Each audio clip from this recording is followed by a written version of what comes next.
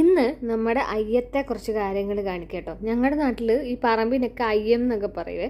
ഇപ്പം അച്ഛൻ നാട്ടിൽ വന്നതുകൊണ്ട് തന്നെ ഞങ്ങളുടെ പറമ്പ് നല്ല വൃത്തിയായിട്ട് കിടക്കുക കേട്ടോ. അപ്പോൾ ഞാൻ ചൂണ്ടിക്കാണിച്ച അവിടെയാണോ നമ്മുടെ വീട്.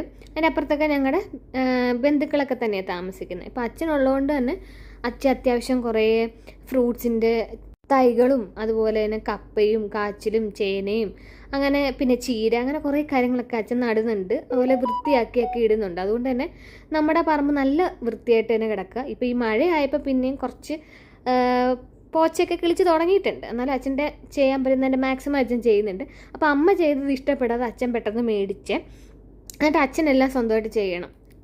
അപ്പോൾ ദേ അവിടെ നല്ല നല്ല അടിപൊളി മാങ്ങ കേട്ടോ. ഇത് കുറേ നാൾ കായ്ക്കാതിരുന്നിട്ട് പിന്നെ അവിടെ ഒരു വേറൊരു മരത്തിൻ്റെ തണലിലായിരുന്നു നിന്ന്. അതുകൊണ്ട് ഈ മാവ് ഇങ്ങനെ കിടക്കുക. പിന്നെ അത് നന്നായിട്ട് ആ മരം മറ്റേ മരം വെട്ടിക്കളഞ്ഞു ഈ മരം നന്നായിട്ട് ഈ മാവ് നന്നായിട്ട് കായ്ച്ചു കേട്ടോ. ഞാൻ മരത്തെ കയറാൻ നോക്കിയതാണ്, പക്ഷെ എൻ്റെ പ്രായം അതിനെ അനുവദിക്കുന്നില്ല. പക്ഷേ എനിക്ക് വയ്യായിരുന്നതുകൊണ്ട് ഞാൻ തിരിച്ചിറങ്ങി. പിന്നെ അച്ഛനെ അമ്മയെ സഹായിക്കാമെന്ന് വെച്ചിട്ട് ഇതൊക്കെ വെട്ടി ഒക്കെ ചെയ്തപ്പോൾ എൻ്റെ അച്ഛൻ അത് ഇഷ്ടപ്പെട്ടില്ല. അച്ഛൻ പറയുന്ന പോലെ ചെയ്യണം. അതെനിക്കറിയത്തില്ലല്ലോ അച്ഛൻ എന്താ ഉദ്ദേശിക്കുന്നതെന്ന്. പിന്നെ അച്ഛൻ നൈസായിട്ട് എൻ്റെ കയ്യിൽ നിന്ന് മേടിച്ച് അച്ഛൻ തന്നെ അത് പൂർത്തിയാക്കി. അപ്പം ഞങ്ങളുടെ ചീര കുറച്ച് നട്ടിട്ടുണ്ട്. പക്ഷേ ഇതങ്ങോട്ട് വലിയ അടിപൊളിയായിട്ടൊന്നും വളർന്നൊന്നുമില്ല. പക്ഷെ ഭയങ്കര ടേസ്റ്റുള്ള ചീര കേട്ടോ. ഇത് ഞാൻ തിരിച്ച് യു എ വന്നപ്പോൾ ഇത് കൊണ്ടുവരികയും ചെയ്തു കേട്ടോ.